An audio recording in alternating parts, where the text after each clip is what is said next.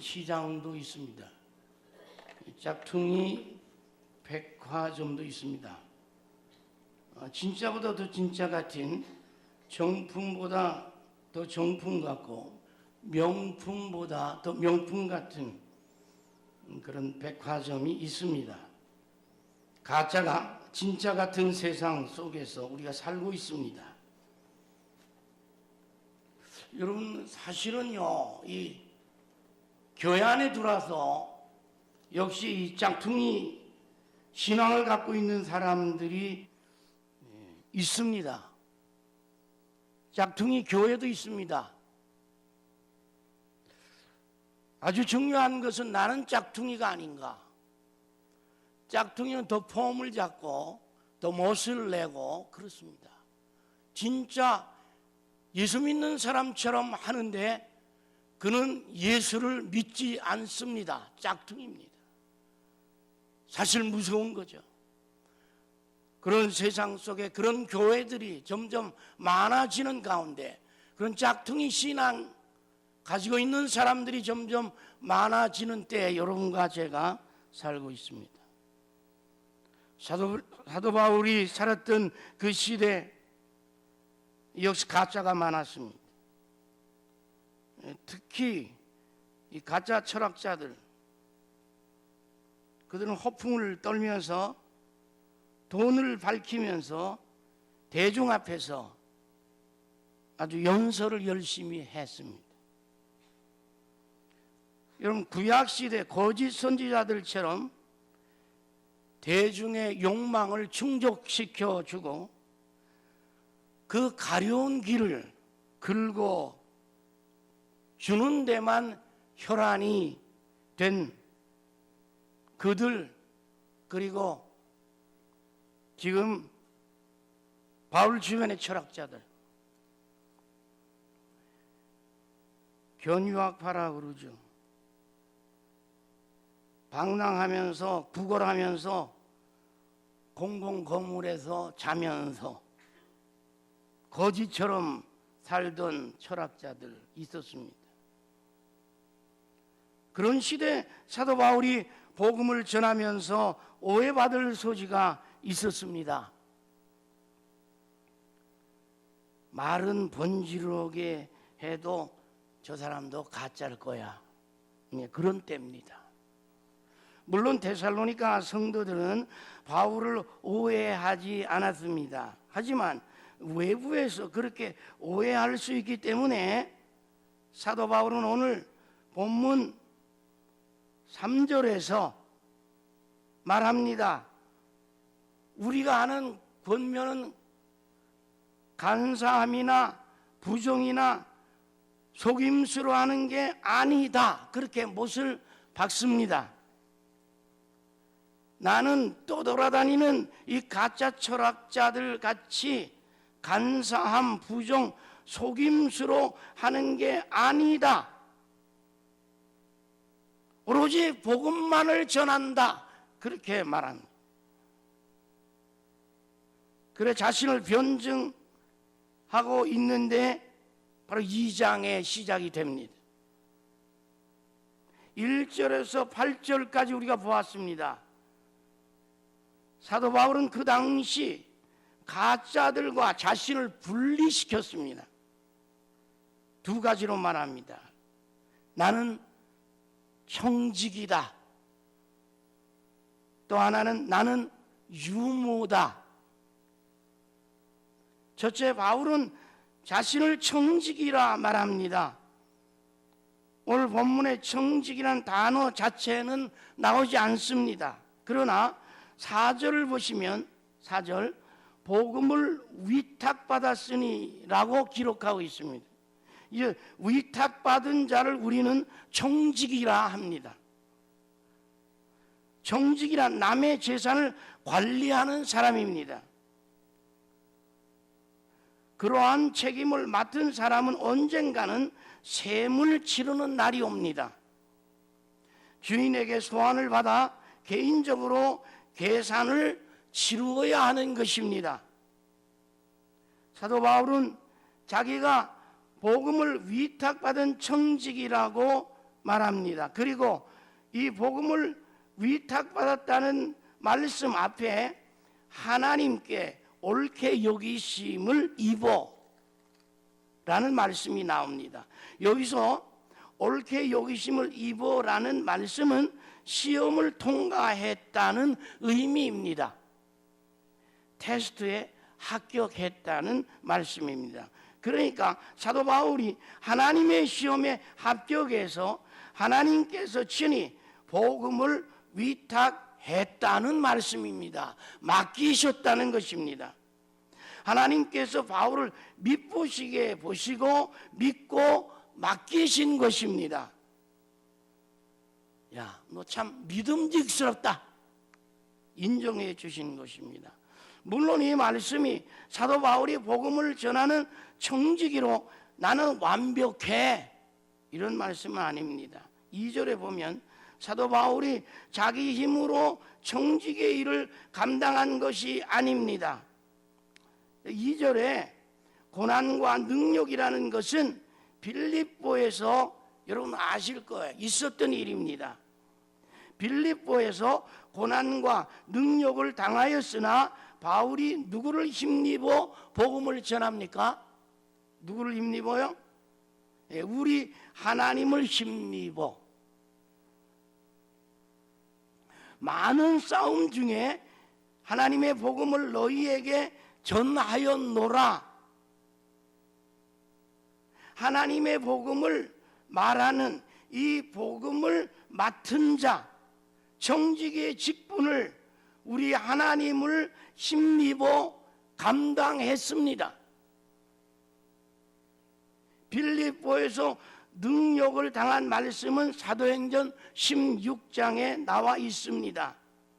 참으로 수치스럽고요 굴욕적인 일이었습니다. 옷을 찢어 벗기었습니다. 수없이 매로 쳤습니다. 옥에 가두었습니다. 성경에 많이 쳤다 이렇게 나오면 진짜 굉장히 많이 친 것입니다. 웬만큼 때려서 많이 때렸다 이렇게 말하지 않습니다. 그런데 사도 바울은 어떻게 그 고난과 능력을 당하면서 담대히 복음을 전할 수 있었습니까? 그것은 바로 나는 청지기다 라는 사실입니다. 나는 지금 내 일을 하고 있는 것이 아니고 천지 만물을 만드시고 온 우주를 통치하신 그리고 하고 계시는 우리 하나님께서 맡겨주신 일을 하고 있는 청지기라는 것입니다.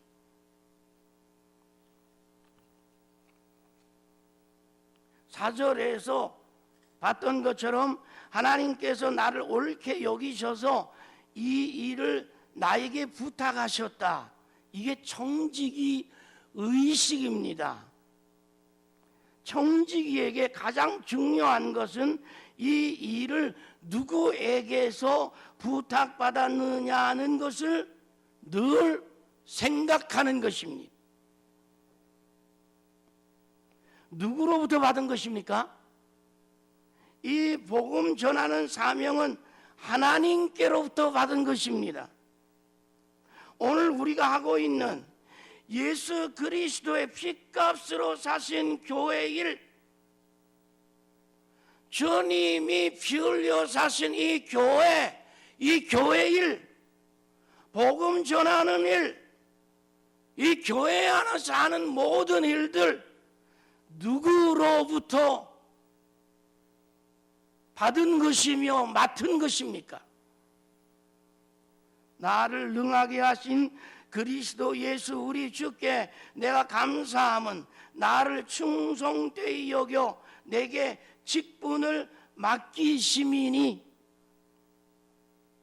우리 낙현교회 우리의 직분은 철저하게 위로부터의 직분입니다. 어떤 사람들은 직분 무용론을 얘기합니다. 우린 그냥 다 형제고 자매인데 뭐. 이것이 굉장히 성경적인 것으로 생각을 하는데 그렇지 않습니다. 성경은 직분을 말하고 있습니다. 이 직분론은 철저하게 위로부터의 직분론입니다. 위로부터의 직분론이 뭡니까? 이 직분은 하나님으로부터 왔다는 것입니다. 하나님이 맡겨주셨다는 확신을 갖는 것입니다. 교회를 섬기면서 간혹 이 직분을 너무 쉽게 생각하는 분들이 있습니다. 그리고 이 직분을 벗어버리고 편하게 떠나버리는 분들도 있습니다. 저도 좀 봤습니다. 교회 목사가 세우는 직분이 아니고 철저히 위로부터 하나님께로부터라는 의식이 없으면 맡기신 그분이 우리를 소환하는 날 계산할 때 우리는 낭패를 당할 것입니다. 이 직분은 하나님께서 이 부족하고 무익한 사람을 하나님이 옳게 여기셔서 충성되이 보시고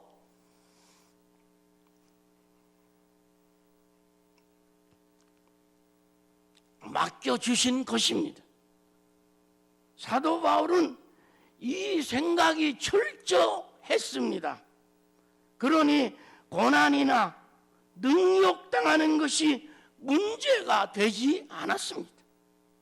하나님이 맡기셨는데 한 나라의 대통령이 이 일을 맡겼다면, 일개의 장군이 전투 중에 임무를 맡겼다면 목숨 걸고 싸우지 않겠습니까? 하물며 온 우주 만물을 창조하시고 주관하시고 다스리시는 하나님께서 나에게 이 직분을 맡기셨습니다. 날 위하여 십자가 지시고 피와 물을 다 쏟으신 예수 그리스도께서 나에게 직분을 맡기셨습니다. 이 믿음이 확고하다면 우리의 모습이 얼마나 달라지겠습니까? 이것은 단지 교회 직분에만 국한된 말씀이 아닙니다. 우리의 생업, 우리의 직업, 이것은 어디로부터 온 겁니까? 이것 또한 하나님께로부터 온 것입니다. 칼빈은 하나님께서 그를 선택하신 만큼 그가 하는 그 일도 하나님께서 주신 일이다. 하늘로부터 왔다는 것입니다. 하나님께서 지금 내가 하는 이 일을 통해서 영광 받으시기를 원합니다. 삶의 일터는 하나님의 영광을 나타낼 신앙의 싸움터입니다. 위대한 자리입니다.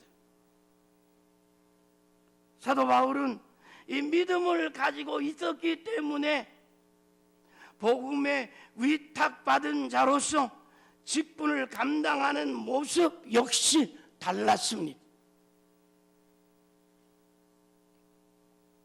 어떻습니까? 그는 사람을 기쁘게 하려고 일하지 않았습니다. 일을 하나님께로부터 받았으니 당연히 그 하나님께 맞추어서 일을 했습니다. 하나님 기쁘시게 일을 했습니다. 그것이 마땅한 일이죠. 4절 후반절을 보세요.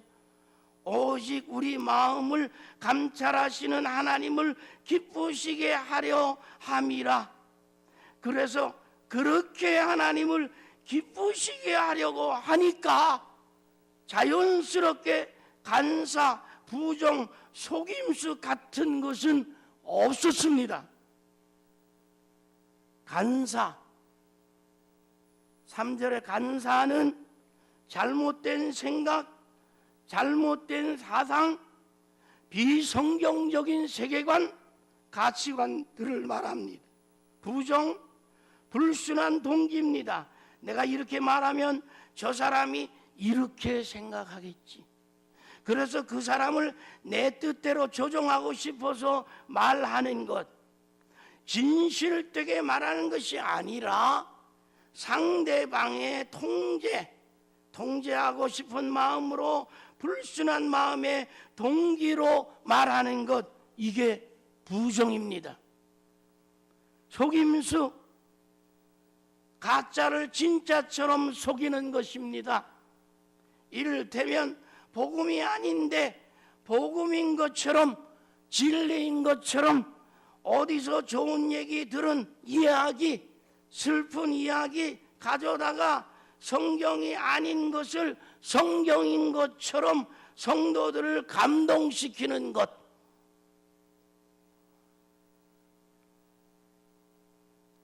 이것이 복음인 것처럼 눈물을 많이 흘려도 변화 관계없습니다. 복음이 아닌 것입니다. 은혜와도 관계가 없습니다. 이것은 참된 청지기가 하는 일이 아닙니다. 사실 이 세 가지가 비슷한 말입니다. 이 모두는요, 사람들을 기쁘게 하고자 합니다. 수단들을 써서 결국 자신을 높이고자 하는 것입니다. 그래서 사람에게 초점을 맞추는 것입니다. 사람들이 뭘 좋아할까? 여러분, 예배도요, 사람들이 뭘 좋아할까? 그래서 소위 구도자 예배, 열린 예배, 그것을 무조건적으로 비판하는 것은 아닙니다. 그러나 조심해야 합니다. 불신자를 위한 교회를 만듭니다. 처음 오시는 분들 편하게 예배 드릴 수 있는 분위기, 환경을 만드는 것 중요합니다. 그들을 주님께로 인도하는 통로가 되기 때문에 중요합니다. 그러나 모든 것을 그들에게 다 맞춰서 진리를 선포하지 못한다면 그것은 옳지 않습니다.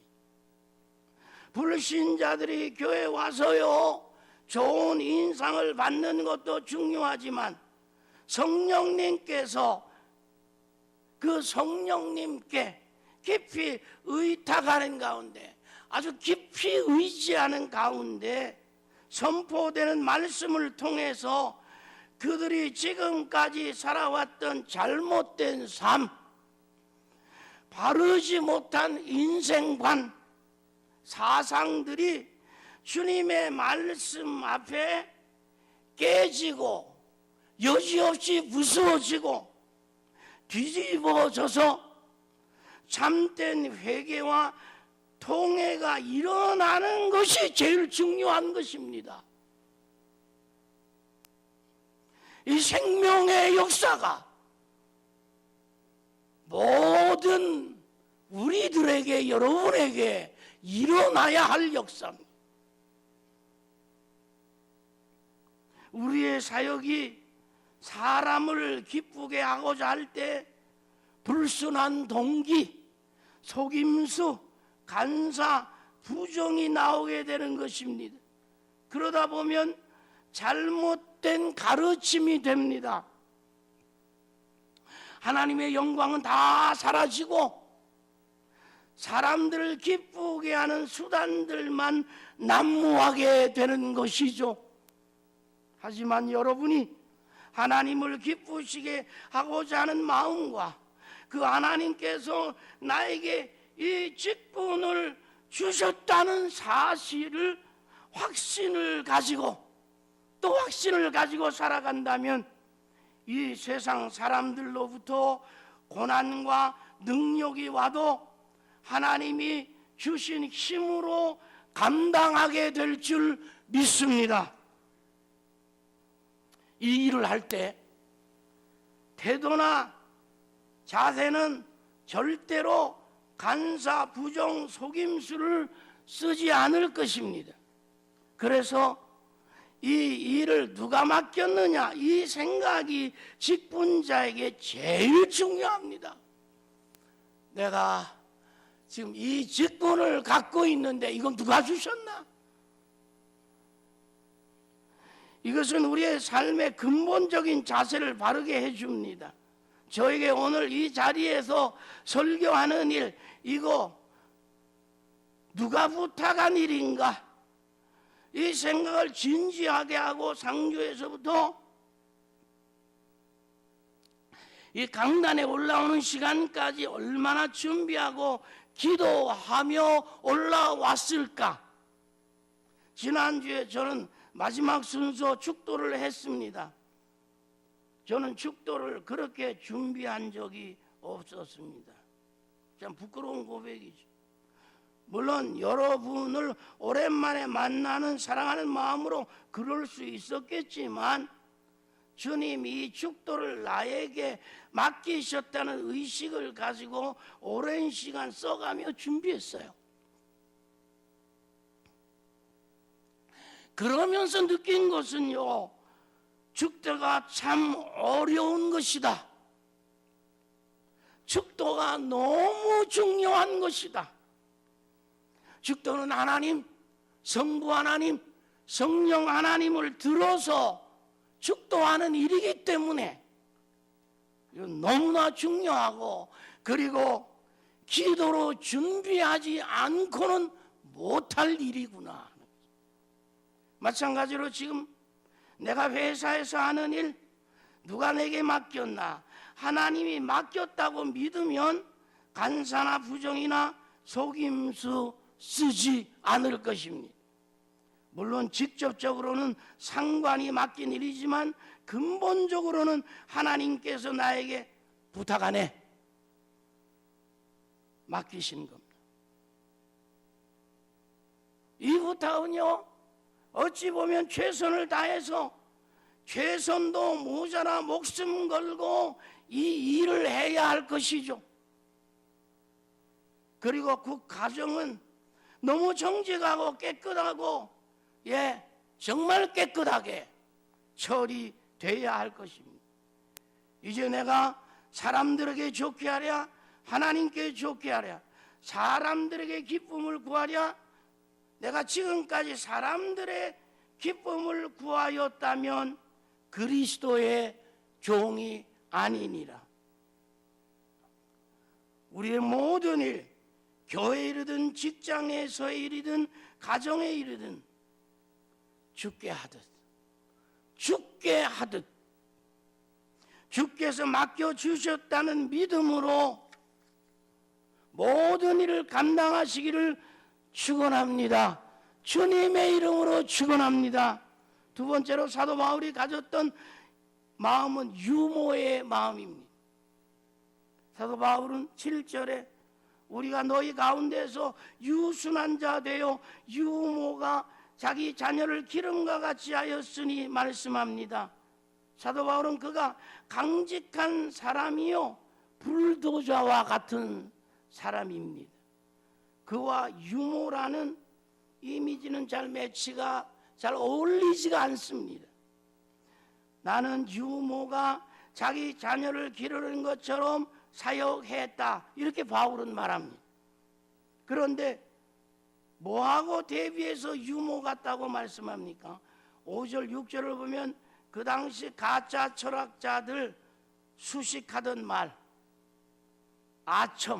아첨의 말, 그 다음에 탐심의 탈, 이 말을 먼저 합니다. 그 당시 사람들이 들으면 바로 알아차렸을 겁니다. 당시에 구걸하고 돈 때문에, 이 돈 때문에 입에 발린 말을 하던 그 사람들, 그런 아첨의 말, 탐심의 말을 하던 사람들이 있었습니다. 나는 그 같은 사람이 아니다. 그 같은 사람으로 오해하지 마십시오. 나는 그런 사람이 아닙니다. 그것을 하나님이 증거하십니다. 이렇게 말하는 것입니다. 아첨의 말이 뭡니까? 그것은 보통 자기보다 좀 더 가진 사람이나 이 사람에게 잘 보여야겠다는 생각이 드는 사람에게 아첨을 떱니다. 우리도 아첨 합니까? 네, 누가 아멘 하셨는데. 아첨 하는 것 같죠, 그죠? 아닌 것 같기도 하고.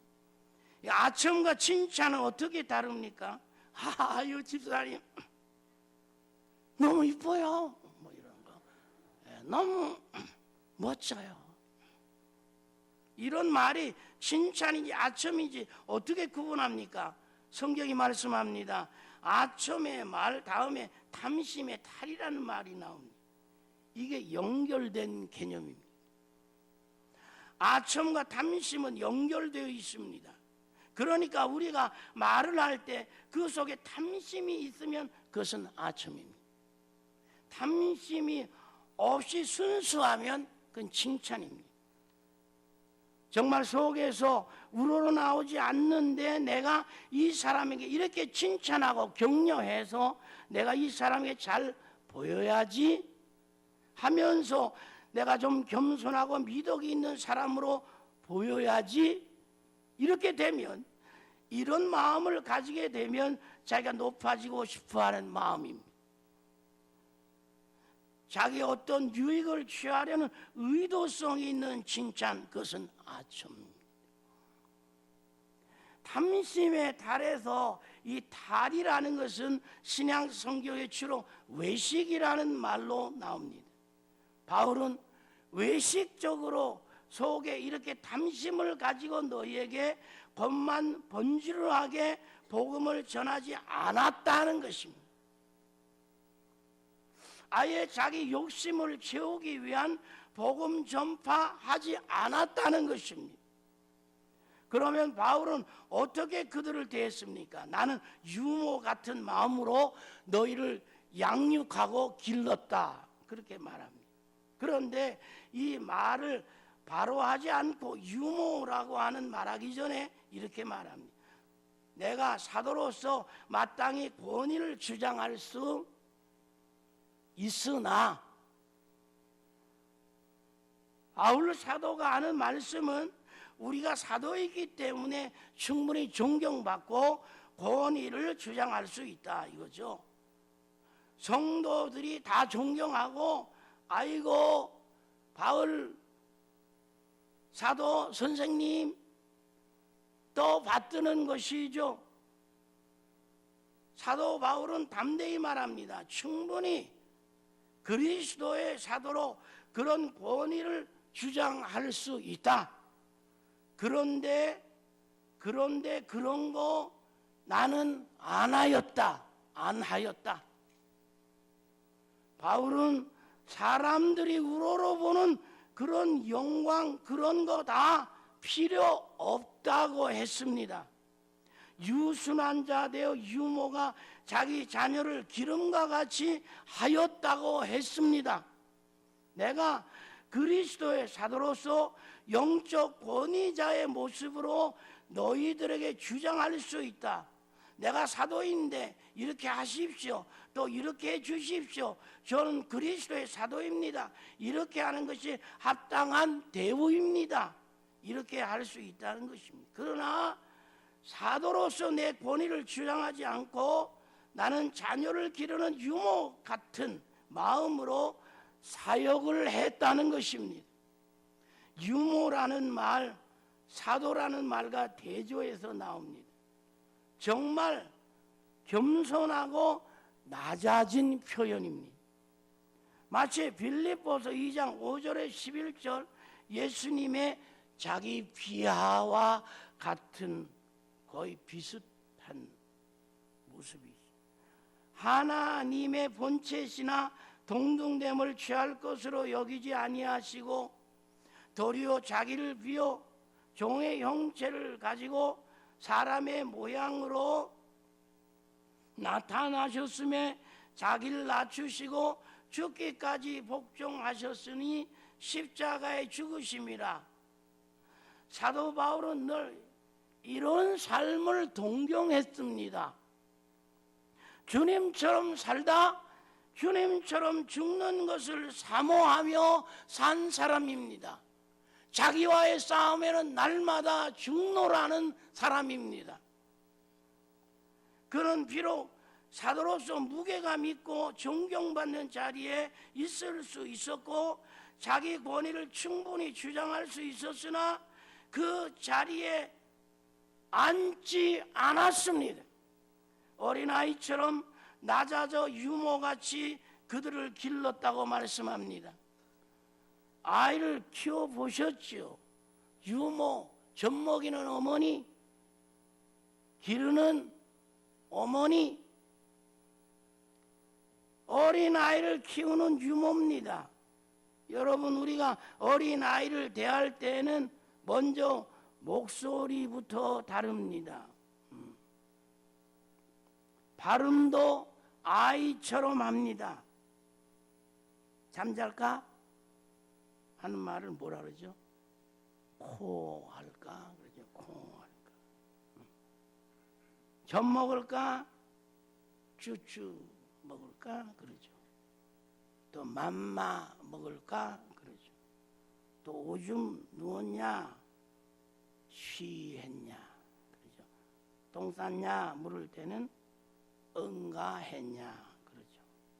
며느리들이 모여서 각자 손주들을 대화하는 거 보면요, 아주 재미있습니다. 저도요, 며느리가 셋입니다. 아십니까? 네. 맘마 줄까? 맘마 줄게? 그 엄마도 참 그렇죠. 엄마도 애한테 쉬하고 올게. 또 아이를 대할 때 발음도 아이들처럼 합니다. 아이를 키운다는 것은요, 아이처럼 낮아져서 그렇게 키우죠. 아이들 앞에 뭐 폼을 잡고 목소리를 깔고 내 이놈 뭐 그런 경우도 가끔은 제가 봅니다만은 본래 그게 아니죠, 그렇죠? 내 이놈 그랬어 안 그랬어 이놈아. 그래서 아이를 아니 이실 짓고 안 할 거야. 뭐 아이가 이 말을 알아듣습니까? 사실 바른 대로 말해 이놈 자식 그냥 뭐 이래가지고 아이를 완전히 겁주고 앙앙거리고 아이가 울고. 이 옹알이 하는 건요, 유모는 그걸 다 맞춰줍니다. 그랬어? 그랬어? 그랬어. 말도 안 되는 소리를 해도 다 받아줍니다. 유모의 마음은 낮아지는 마음입니다. 교회 안에 유모가 많아야 됩니다. 유순한 마음입니다. 탐심을 버리고 사람들에게 인정받고 싶어하는, 사람들에게 칭찬받고 싶어하는 그런 모든 마음 내려놓고 아이처럼 낮아지는 것입니다. 그럼 여기는 엄청 편안한 장소가 되는 것이죠. 아이들은 가식이 없습니다. 바로 아이를 키우는 유모와 같은 마음, 그건 뭐예요? 가식이 없는 마음. 나는 사도니까, 물론 사도 바울은 사도죠. 사도가 아니라는 것이 아닙니다. 그러나 스스로 사도라는 것을 주장하지 아니하고 그 권위를 내려놓고 아이같이 유순하게 유모처럼 데살로니가 성도들을 대했다는 것입니다. 8절을 보십시오. 엄청난 고백을 합니다. 우리가 이같이 너희를 사모하여 하나님의 복음뿐 아니라 우리의 목숨까지도 너희에게 주기를 기뻐하면 너희가 우리의 사랑하는 자 됩니다. 이 엄청난 고백이기 때문에 8절 우리 같이 읽겠습니다. 같이요. 우리가 이같이 너희를 사모하여 하나님의 복음뿐 아니라 우리의 목숨까지도 너희에게 주기를 기뻐하면 너희가 우리의 사랑하는 자 됩니다. 복음만이 아니라 단지 젖을 주는 것만 아니라 생명을 주는 것입니다. 사도 바울은 단지 말씀만 전하는 게 아니고 온 마음과 정성을 다 데살로니가 성도들에게 주는 것입니다. 어미가 자식을 키울 때 먹을 것만 줍니까? 젖만 줍니까? 아이를 키우는 것은 부모의 전 삶을 쏟아붓는 것입니다. 어미의 삶을 아이에게 수여하는 것입니다. 아이가 엄마가 하고 싶은 것도 아이 때문에 못합니다. 수유 기간 중에는 엄마가 먹고 싶은 것도 맘대로 먹지 못합니다. 24시간을 아이를 위해서 쓰는 것입니다. 깊은 밤 고난 밤이라 그래도 아이가 깨면 깹니다. 아이가 울면 일어납니다. 피곤해 죽겠는데 이놈의 자식으로 때립니까? 아이를? 아니죠. 아이를 위해 다 썼습니다. 그로 인해서 한 생명이 자라나는 것입니다. 오직 그 아이를 위해서 모든 것을 희생하는 것입니다. 책 볼 시간도 없겠지만 주로 보면 아이에 대한 책이죠. 그러니 어미의 삶은 아이를 위해 완전히 내어주는 것입니다. 어떤 면에 십자가의 삶과 비슷합니다. 사도 바울이 성도들에게 이렇게 말합니다. 내가 너희를 사랑해서 사모하여 내가 단지 복음만 아니라 우리의 목숨까지 너희에게 주기를 즐겨함은 너희가 우리의 사랑하는 자 됨이니라. 목숨을 그냥 준 것이 아니라 그래요. 주기를 기뻐했다 그래요. 즐거움으로 목숨을 주는 것입니다. 이게 우리가 가져야 할 지도자, 사역자, 그리고 평신도 지도자, 낙현의 모든 성도들의 모습입니다. 내 삶을 누군가를 위해 쓰는 것이 어쩔 수 없이 하는 것이 아니라 즐거워하며 하는 것입니다. 기뻐하면서 하는 것입니다. 그리고 그 기쁨은 사도 바울이 성도들을 깊이 사랑하는 마음에서 나온 것입니다. 사도 바울은 여러분도 아시다시피 그의 사역에서 관심은 성도들밖에 없었습니다. 주님이 곧 오시는데 주님의 재림 때 주님 앞에 내놓을 것은 자기가 양육한 성도밖에 없다고 늘 외쳤습니다. 데살로니가전서 2장 19절에 우리의 소망이나 기쁨이나 자랑의 면류관이 무엇이냐? 그가 강림하실 때 우리 주 예수 앞에 너희가 아니냐. 한 영혼을 케어하기 위해서, 돌보기 위해서는 유모의 마음을 가져야 합니다. 아유, 그랬어? 그랬어? 이걸 잘해야 돼. 그랬어? 그래, 끌어안고 울기도 하고. 그랬어, 정말? 이걸 교회에 보면 아주 잘하는 사람이 있습니다. 그건 바로 보자마자 그 입장으로 들어가 버리고 막. 사랑이죠. 설사 말도 안 되는 소리를 한다 해도 여러분, 어린 아이의 옹알이를 알아들어서 엄마가 꼭 눈을 맞춰줍니까? 교회 안에서 지체들의 옹알이 들어보면 말도 안 되는 소리, 그냥 자기 힘들다는 소리, 알아달라는 소리, 막 옹알이하는 지체들이 많습니다. 여러분, 그 옹알이를 들어만 줘도요.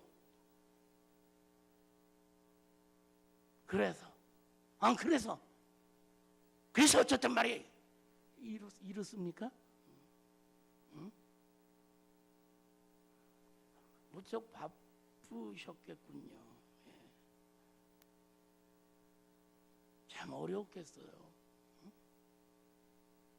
그 받아주고 용납하고 안아주고 먹일 수 있는 유모 여러분입니다. 아멘이 안 나오네.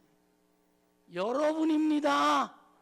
여러분이 유모가 되어야 됩니다. 그래야 살아나요. 그래야 일어나요. 그래야 이곳에서 위로를 받고 먹을 것을 먹고 힘을 얻어 일어나는 것입니다. 교회는 물론 딱딱한 음식 먹이는 사람들도 필요합니다. 그러나 유모들이 많이 필요합니다. 목자, 작은 목자, 교사들, 우리 장로님, 우리 권사님, 우리 집사님들, 모든 직분자들 다 유모가 되어야 한다는 것이죠. 그래서 이 옹알이를 잘 받아줄 수 있는 너그럽고 온유한 직분자,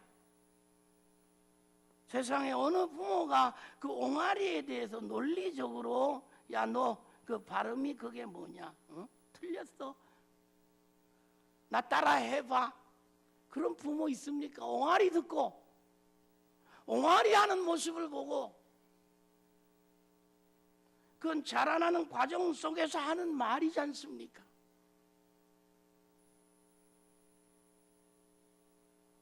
용납하는 것입니다. 다 용납하는 것입니다. 말도 안 되는 얘기를 해도 용납을 하는 것입니다. 유모처럼 받아주는 것입니다. 상담 사역 공부할 때 보면요, 꾸나 화법이 있습니다. 꾸나. 그래서 가정에서 자녀와의 관계 회복이 잘 안 되면 자녀와의 얘기를 들어주는 꾸나. 아, 그랬었구나. 힘들었었겠구나. 화가 났었겠구나. 정말 그때 섭섭했었겠구나. 있구나. 꾸나만 잘하면 그냥 울어요. 울면 그냥 끝나요. 자식과의 관계. 오늘 사도 바울의 모습을 보면서 두 가지 보았습니다. 첫째는 청지기의 모습. 내가 누구에게 이 직분을 부탁받았나 생각하시고 그것이 하늘로부터 왔다는 기억하시고 간사 부정 괴계를 행치 않고 오직 나에게 직분을 맡기신 하나님을 기쁘시게 하기 위해서 진력하시기를 축원합니다. 또한 유모 같은 마음으로 자기 어떤 권위나 권리, 자존심 다 포기하고 내려놓고 낮아지고 겸손해져서 유순한 유모처럼, 아기 같은 유모처럼 나보다 약한 성도들, 또 아직 주님을 잘 모르는 분들, 그렇게 섬길 수 있기를 축원합니다. 단지 복음뿐만 아니라 목숨까지 즐거이 줄 수 있는 유모. 나의 욕심과 탐심을 위한 것이 아니라 나를 내려놓고 나의 삶, 나의 시간 희생하여 섬기는 모습이 진정으로 우리 낙현교회 안에 충만하시기를 주님의 이름으로 축원합니다. 또한 우리 모두 이런 삶을 살아 바울처럼 우리 주 예수 그리스도가 나타난 날 천사장의 나팔의 소리와 함께 우리 주님 재림하시는,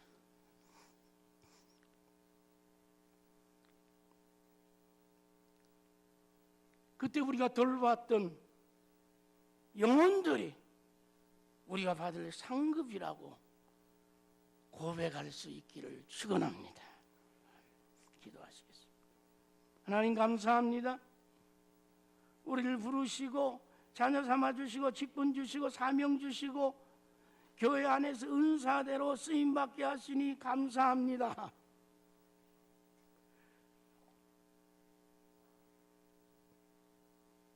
부족하지만 부족하지 않은 것처럼 우리를 부르셨습니다. 충성된 일꾼 삼아 주시는 주님 고맙습니다.